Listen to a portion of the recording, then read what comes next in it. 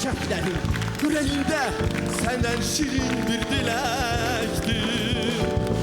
Əməkdar artist Əkbər Əlizadə həm teatr səhnəsində, həm də televiziya ekranlarında yaratdığı obrazlarla tamaşaçıların qəlbində özünə məxsus yer tutub. Sənətə olan sevgisi və peşəkarlığı onu sevilən edib. Buna rəğmən aktyorun narazı qaldığı məqamlar da var.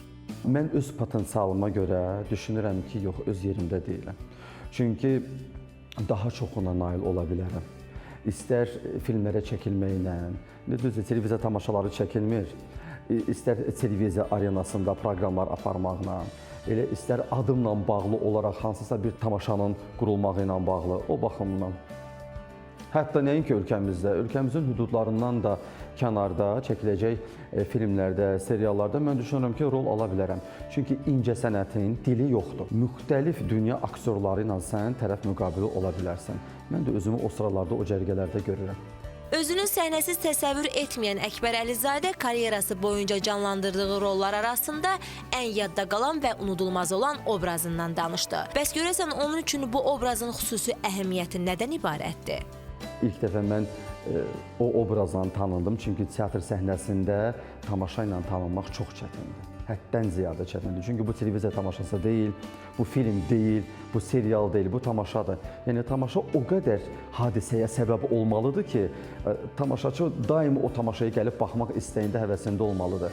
Banker Adaxlı tamaşasında bala kişi obrazı mənə daha çox yaxındır. O baxımdan ki, yəni sənətimin pasportu da deyə bilərəm. Mənim pasportumdur, vizit kartımdır. Qoymuş yələr ki, bir daha oyunumuzu oynayaq. Kimdir bu yenə cükküldədir? Anarın daş düşür, daş düşür. Əkbər Əlizadə ilə söhbətimiz təkcə sənət barəsində olmadı. Məlum oldu ki, onun maraqlı və fərqli hobbisi var.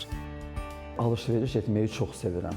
Ovqatım tərk gətirdi, bir balaca belə daxilimdə özümdən, belə məhvərimdən çıxdımsa, onu balanslaşdırıb, tarazlaşdırmaq üçün çıxıram alış-verişə, shopping, eynim açılır, əhval-ruhiyyəm gözəlləşir, amma nəsə mütləq gərək alam, onsuz keçilmir.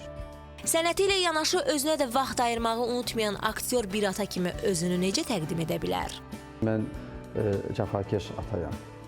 Ailəmin qeydinə qalıram. Düşünürəm ki, ailə başçısı ailəsinin qayğısını çəkməyi bacarmalıdır.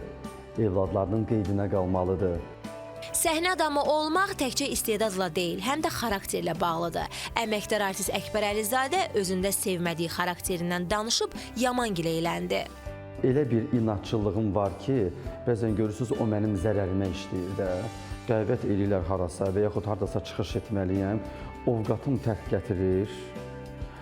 Kimisə və yaxud sözündən ruh düşkünlüyü yaranır və bəri başdan deyirəm ki, mən orada olmayacam, gəlməyəcəm.